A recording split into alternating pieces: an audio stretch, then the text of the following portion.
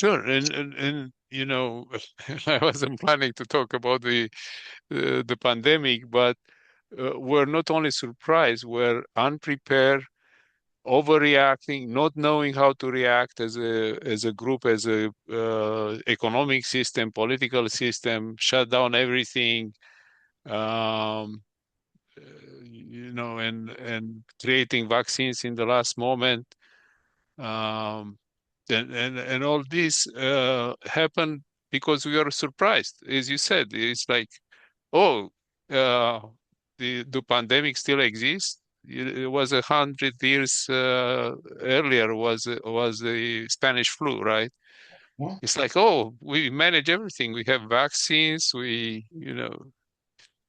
we stay in isolation, and then suddenly we find out that we don't have the resources, we don't have the resilience, we Yeah. don't know how to be resilient. Actually, it's probably measurement. We Yeah, and knew we're how to becoming more, react. yeah, and we're becoming more and more fragile, right? So if you go down this path of the pandemic, we are the antibacterial, the anti-everything. We're forming a completely an increasingly fragile, Sure. unresilient self, body, mind.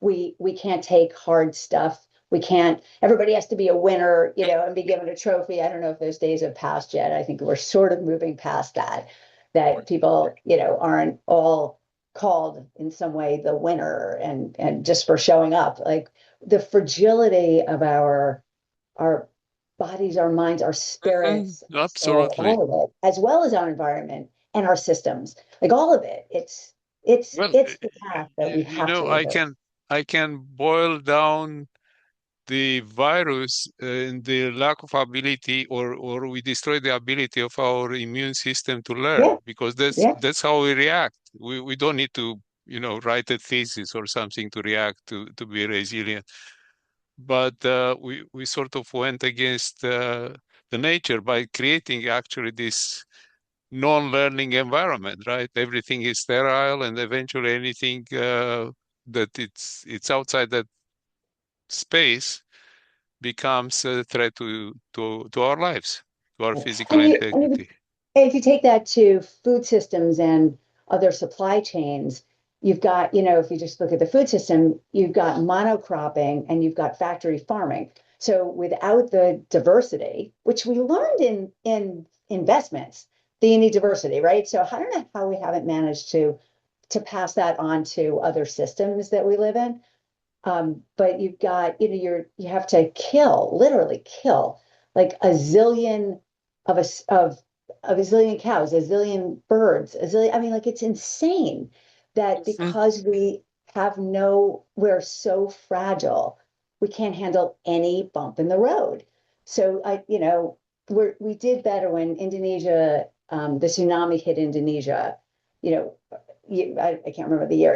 It was devastating, Right. and they've done better since. Like, and the areas that were built up with natural dunes instead of stripped away for hotels, and that where nature had been left to protect, those areas did better, and we learned something. There's been some in a microcosm of Indonesia. I think they've learned something because they were personally so devastated. We don't seem to learn lessons from other. Somehow we're living in this like little bubble and not learning from others. We're hearing the stories, but without seeing them. All we do is look at data, right? So we look at charts and we see the data of the statistics of how many things got destroyed and how many people and how many homes and how much it costs for recovery to start again. But we're not getting out there, and that's a big part of Resilience Gone Wild. To get people back out there to touch and to connect and to see that we are all part of the same system, so that we're not just sitting behind a computer screen looking at numbers and having a complete lack of empathy, a complete lack of the story, because we don't act on fact, we act on story. Right. That's just No, our human brains. uh, it's um, it's part of the way we made, right? We can react logically, and numbers drive us to react logically. Okay, 5 is smaller than 7, and 7 is equal to 7.1 in statistics almost, right? So we not we don't use half of our brain. Yeah, and we choose what we want to analyze. We choose what we want to hear. We choose what we want to measure. There was a great podcast on Hidden Brain about how some we're kind of divided half and half between people who want to think harder and question, and those who just want to move on. And it doesn't matter what they're told, they need to move forward and not have to understand it. It's too much work, it's too much energy consumed.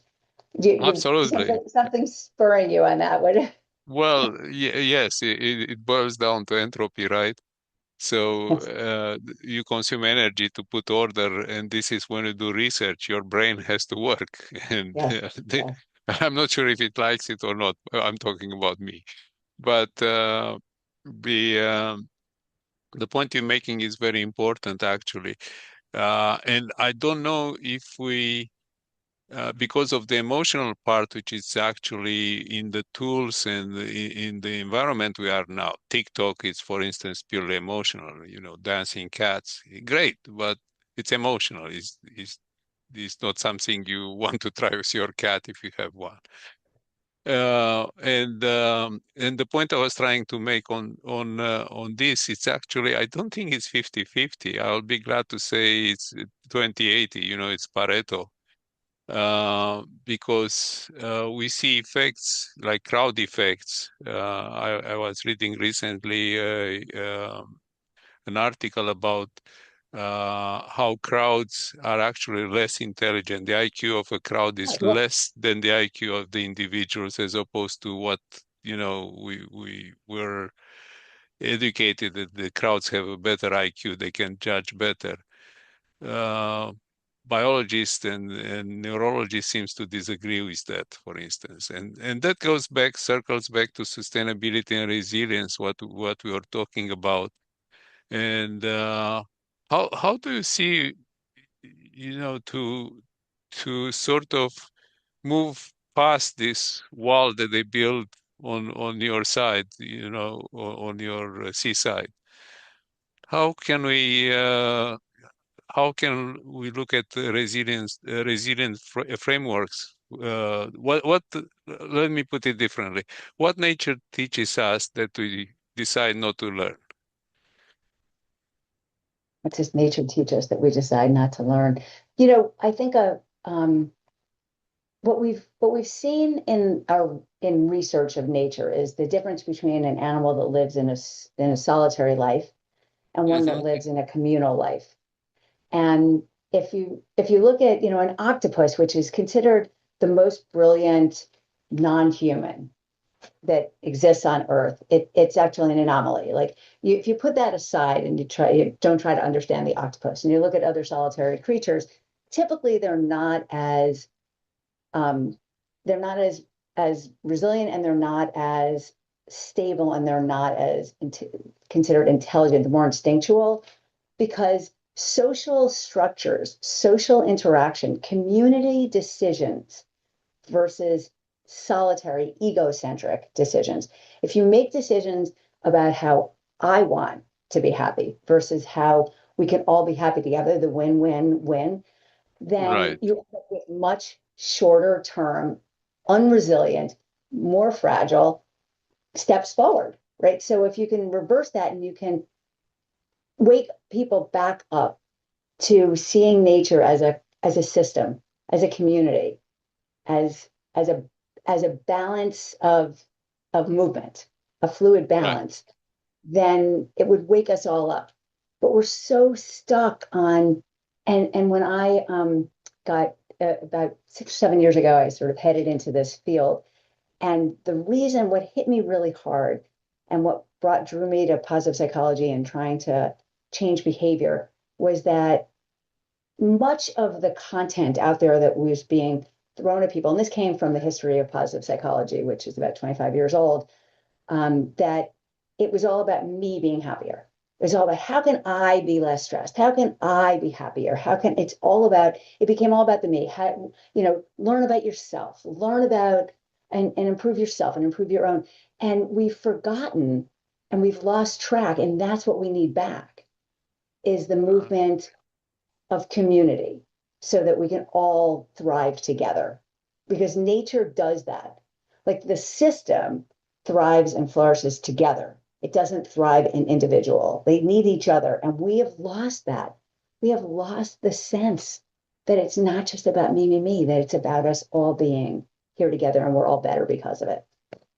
it's more a community against another community Yeah. Yeah. than and actually, as you discussing that, I'm thinking actually that this hunt for experiences and so on, it eventually becomes a drug, the equivalent of a chemical drug for our brain, right? Like Because dopamine, yeah, like we need that. we get dopamine, and experiments show that once you get one level, you need to move to the next level. Yeah, The same yeah, way with drug addiction yeah. to get the same level of satisfaction, the same level of happiness, and so.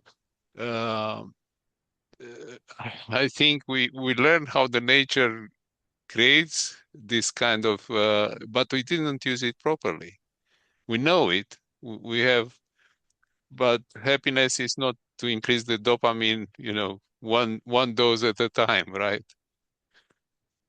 Well, dopamine is also only one of the chemicals in our brain that makes Right. us feel good, right? There's love and community and connection that gets a whole lot of other joyful hormones going and and Sure. and flowing so that you don't need the highs and lows. You move together in electric connection, right? So we're seeking this individual dopamine hit and seeking it and seeking it and seeking it and not worrying about how much it does to us. I tell you something. I had a really interesting nature connection story. So I was working on an episode about coffee, and I don't know if you know this, but coffee developed. The coffee plant developed over probably a million or 2 million years ago, as did completely separately in convergent evolution the chocolate and the cocoa and the tea plants. So interestingly, this happened in many different places. Developed caffeine, created the Mhm. caffeine molecule, and in coffee plants, it puts small doses into the nectar of the flowers, and the flowers only bloom for a few days.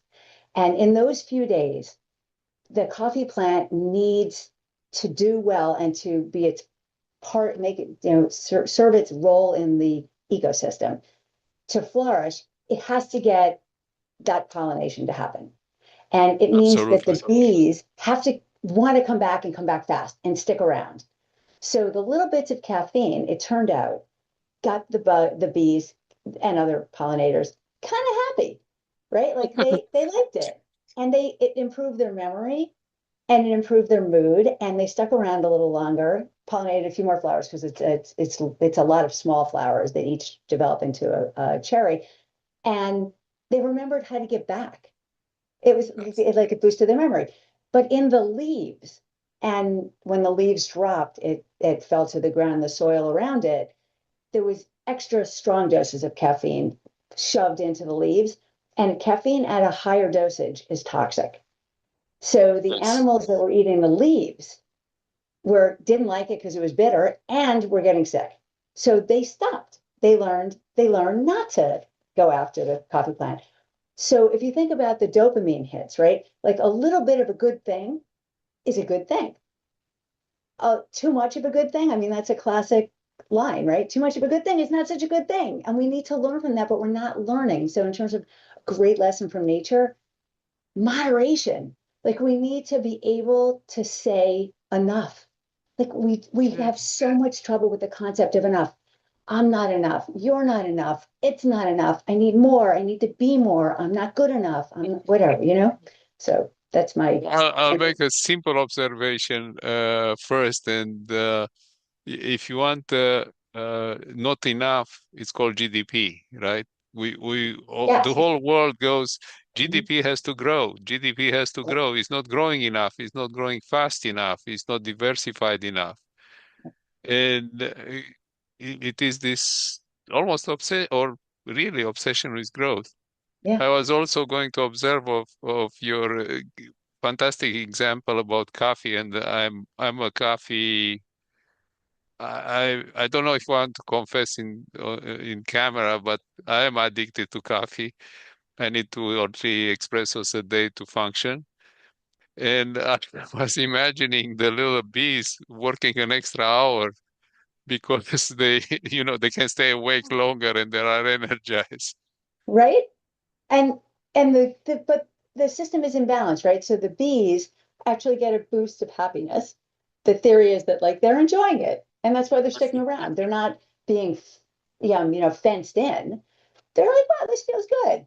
It's a good feeling. And that's how coffee was actually discovered by humans, that some goats from a goat herder in Ethiopia, the goats were eating the cherries because they're really sweet, actually. The bean, a cherry that has the beans inside is actually a fruit and it's delicious.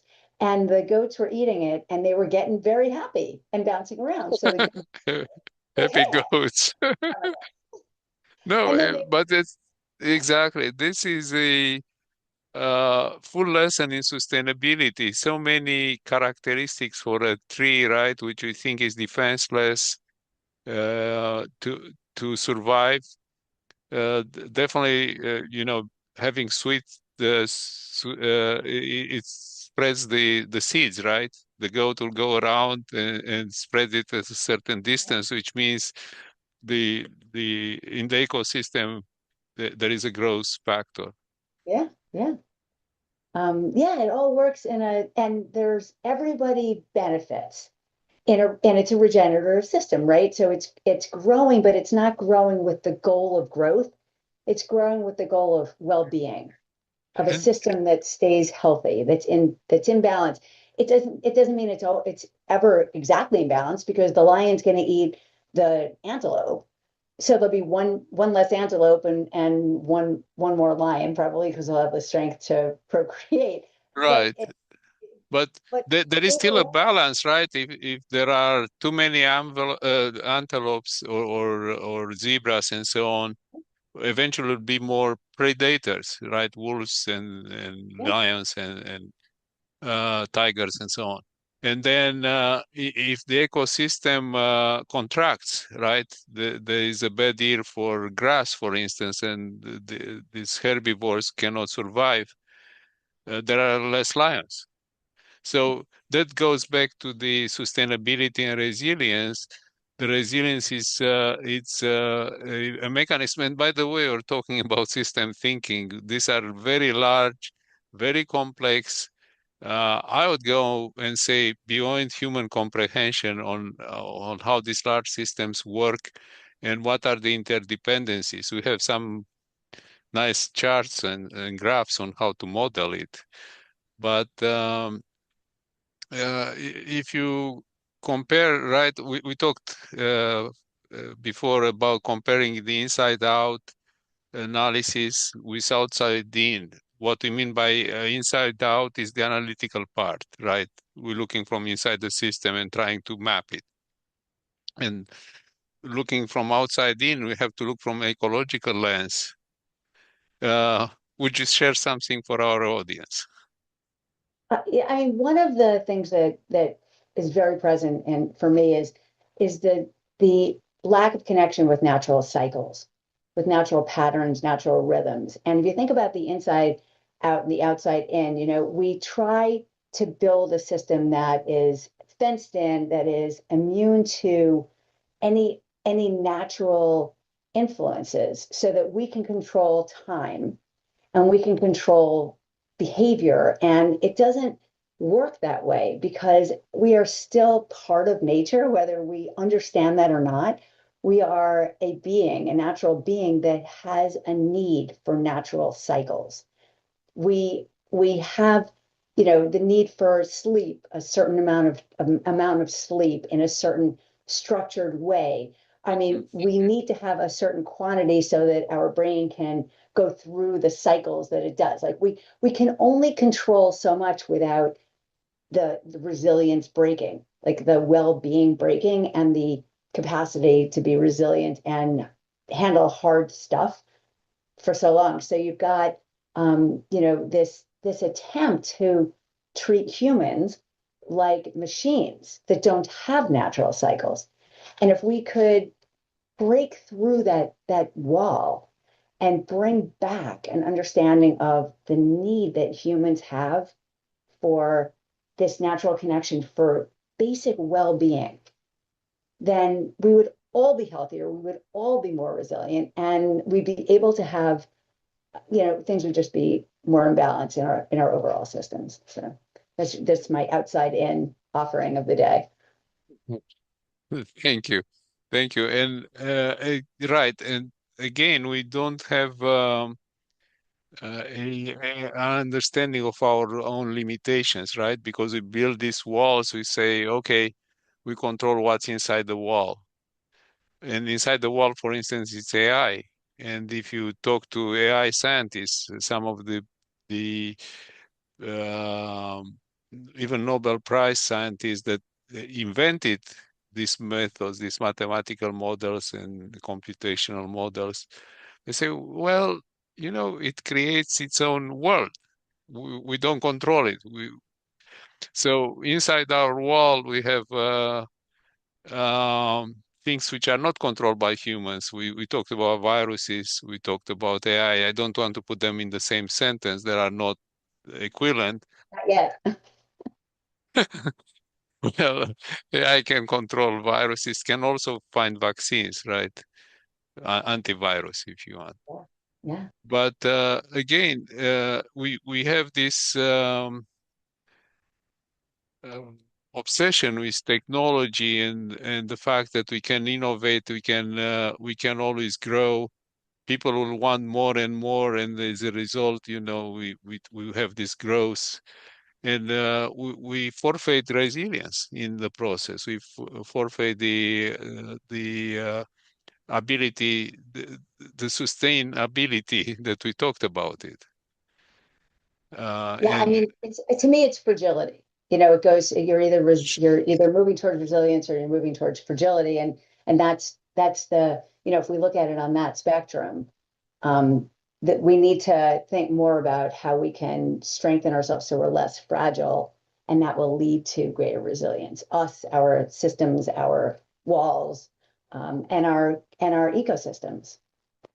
absolutely, but I think fragility and resilience are in a dynamic mode, right?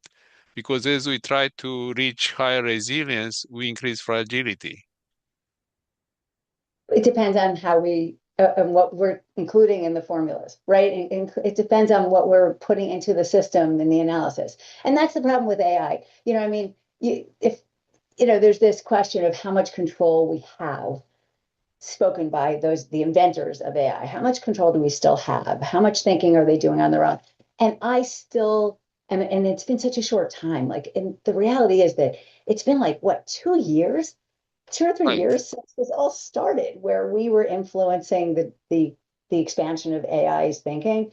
That we still have incredible amounts of influence in what we put in. It's like writing any code. You're telling, it's all the bias that gets built in, right? It's all of the errors that become real, that become, and all the stuff you don't include. So if you look at a Mhm. system and you don't include, and you're like, okay, I'm going to build a factory, I'm going to build a power plant, and I'm going to, because LED bulbs are so inexpensive, and I can use my solar panels to keep them on all night, which I do not understand, by the way. What's the impact? Because you have to think about what else is part of the system. If you include and aspects of nature in the system, you will recognize that you have now broken the sleep cycles of flora, fauna, Sure. fungi, and everything, right? Like it's still our inputs to tell AI what's in the system, what inputs need to be included, what they need to be considering. We still have that influence. Absolutely. But what we're including is at least in part fragile because our information, right? We input digital information, text essentially, and maybe videos now. These are biased, as you mentioned. Bias increases fragility because now with biases you build these walls that you describe, right? And the walls create fragility. And we don't recognize actually that AI it's built to actually satisfy these humans. They have guardrails to be Yeah, positive, to be nice to humans, yeah. which we like. It makes us interested in. But it's based on human knowledge, partial human knowledge, because not everything is in written text. And we sort of surprised by the fact that AI, I won't say behaves, but outputs text in the way a human will output. But it's, as you said, it's based on what we fed in. Yeah. Most people say there is AI. No, there are multiple platforms with different mechanisms, different rules, different guardrails. Um, I talk to my students and they don't seem to acknowledge there are multiple AI, or sometimes they think AI knows everything. I had it's like I asked AI and the AI told me that. It's like yes, and it's wrong. And It's then even on the bottom, factually incorrect. it says check. Sometimes I make mistakes, like at the Yeah, bottom of it, right? yeah, right. But we don't like to read the fine print, right? Right. Very good point. That's awesome. So it's um so really AI on the other hand it will become part of the human capabilities, right? And it's up to us to use it in a sustainable fashion. We don't have probably the time today to talk about how unsustainable is the energy we spend on AI. For Mhm. instance, the resources, the water, the cooling, the space.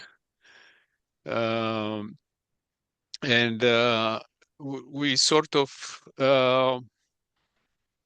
think that makes us resilient, infallible, not ready to fail. Mhm. And it's maybe an example where AI tricks us. It's a tricker. It has this, hallucinations, and humans cannot recognize it Well, in many cases. yeah, I mean, it depends on what AI has been set as the final goal, right? Isn't that the big conversation these days? Like, what is the goal? If the goal is to win, not to win-win or win-win-win, but if the goal is to win and you've somehow told it what winning means, it will go to all ends to get to that point, no matter what Sure. damage it does along the way. Like that's what we're teaching it, right? Absolutely. No, I always say, yeah, it's not a perfect mirror, but it's a mirror of humans. Yeah. And we don't see ourselves in the mirror. We say AI is biased. For instance, if you give AI 100 resumes to hire somebody, we'll say, well, we need to hire a young white man. Right. Because the And young we say, white oh, men have, that's have all the terrible. best resumes. Look how bad AI is because but in the resumes, the people that were hired, the majority was in that. So AI said, okay, that's Right. the rule. Yeah. The, so we can have again a whole session on AI, and I'll be looking forward It to. gets back to the sense of responsibility and this whole sustainability. Like, what is our role? What is, and I don't think we understand our role well enough. I don't think we understand our responsibility. And you asked the question that you like to, that you've offered me of, what would what advice would I give as a, mentoring people coming into Right. this field? I mean, ask all these questions like, what is our responsibility to be something larger than just a cog in the wheel of letting the systems that exist continue and to just keeping the status quo going and striving for like holding on to where we are now as a So concept of sustainability, right? And to build walls that last just long enough to get to satisfy the shareholders. The cheaper, the better, as long as it's long enough for, not 7 generations out the way we used to think, but as right. long as it makes it to the next quarter, right? I mean, I am forever blown away by, and you've got people coming into the field who might be building a bridge, might be involved in building a bridge. And the Tappan Zee Bridge in New York was the original bridge was built to last like 50 years. It was like, how do you build a bridge over the Hudson River that carries millions of people a day and took years to build and I don't know how much money and only have a 50-year horizon. Like it's mind blowing to me. So, if you're coming into this field and you want to make it better and you want to make our world better, think about longer term. Think about your responsibility. Think about the larger system, not just the little walled in part that you're keeps kept safe in. And get out and touch the rest of Right. other people and our world because we're this remote thing and we're And like I closed in. think you really define thinking strategically, think long term, think sustainably. Think resilience is coming from this long process of thinking. If you think in short term, you are reactive. That's sort of the shortest term, right? So and sort of surprised that there is a hurricane. Well, we had hundreds and hundreds of years of hurricanes, or probably millions, way before humans existed, right? The planet didn't build hurricanes for us For to us, suffer, right? And we that's what happened. increase, we confuse, for instance, taking the hurricanes, we confuse the ability to predict them or get the population out of but how many hours before the hurricane hits we have the ability to see it? Few hours, a couple of days. You know that from Florida. I lived also in Florida for a while. So you get the population out. Is that the best sustainable and resilient process? Or you think how to build so people can close the shutters and stay inside during the hurricane and the house is, the roof will not blow away. Well, or It, even farther than that, you build up your dunes, your natural dunes, and your coral reefs that have been destroyed, and your natural barriers, which is why hurricanes have gotten worse and worse and worse, because the storm isn't necessarily, it might be worse, but because of the heat of the Gulf and that kind of thing. But it's also making a bigger impact because there's no natural barriers stopping it anymore because we decided we wanted to live on the ocean and look at the ocean and we don't sure. and make it comfortable for us and pretty for us and it's short-term thinking. So if you're going to create the world of the future that will survive, that we will So survive, the world will what survive, then what should we teach students that are just going through the education in sustainability? I we have a few as interns in IKF. We lucky in that way, and they think of a career and they have a little bit of career angst, right? They don't know where the sustainability will be. It seems to be a moving sand more than a stable post, right? I mean, one of the things that is just so agonizing these days and so sad is the eco anxiety, right? Like the younger generation has this weight put on them. You got to solve the problems that we created, and the world we're gonna lose half of our land mass and all this stuff that Yeah, could be about it, and it's your problem now. right. Like Because I'm out of here. we're moving away from, Right. Kick the we bucket cre down. we created a problem. Now it's your time to figure it out how Exactly. to solve it. Exactly. Uh, And there's a lot of therapeutic responses that you can have. And one of the most important ones is just do something.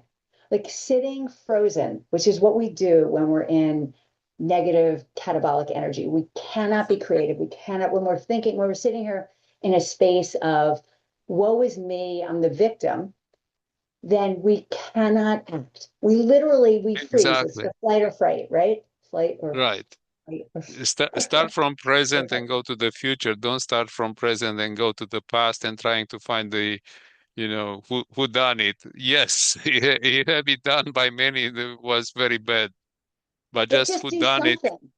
who Don't be done it stuck. is not going to address the challenge, right? Right. Yeah. So, I mean, the big lesson is being stuck and being sitting in your anxiety and sitting in your fear that you can't help because the problem's too big is not going to help it.